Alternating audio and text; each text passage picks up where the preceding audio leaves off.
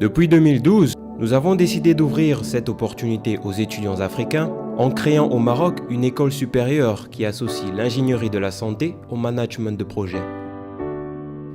Notre établissement opère dans différents domaines ayant trait à la santé ou l'environnement et propose des enseignements multiples et complémentaires. Bonjour, je suis Wafa Farhat, la directrice et la fondatrice de l'École supérieure d'ingénierie de la santé à Casablanca, et je suis aussi enseignante à l'École supérieure d'ingénierie de la santé et à la faculté de pharmacie à l'Université de Montpellier. L'École supérieure d'ingénierie de la santé a été créée au Maroc, à Casablanca, mais pas seulement pour le Maroc, pour répondre à des besoins de toute la région, de toute l'Afrique. Alors pourquoi répondre à des besoins de la région ?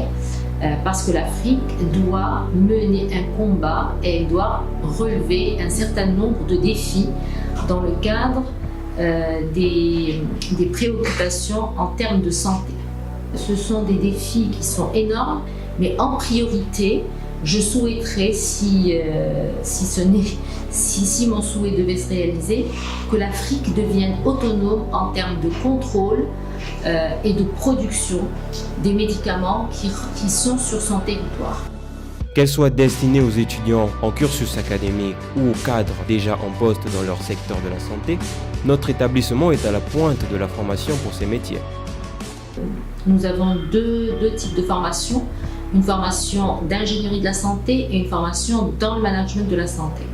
La formation de l'ingénierie de la santé, elle s'adresse à des étudiants scientifiques, des bacheliers scientifiques, avec un socle commun des compétences sur le niveau Bac+3 ou avec les classes prépa pour la formation d'ingénieur.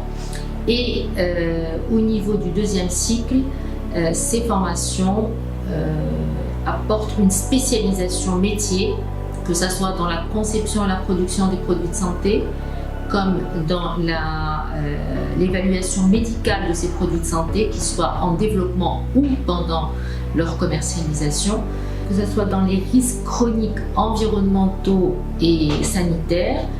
Pour toutes ces formations, on a un volet aussi managérial, principalement du management de projet, pour permettre à nos lauréats de gérer n'importe quel projet de santé, et aussi on apporte aussi des compétences en soft skills et en langue, comme le français et l'anglais. Grâce à nos formations axées sur la pratique, nous transmettons à nos étudiants toutes les bases et les acquis nécessaires dans le domaine de l'ingénierie de la santé. Ainsi, 100% de nos lauréats intègrent le monde de l'entreprise à l'issue de leur cursus. La formation est basée aussi sur la professionnalisation. Et un de nos points forts, c'est nos étudiants ont pratiquement un an de stage entre le stage d'observation de licence et les 2 stages d'application en Master 1 et Master 2. Ces stages font partie intégrante de leur formation et apportent à nos étudiants déjà une expérience professionnelle qui leur permet une insertion efficace au niveau du monde professionnel.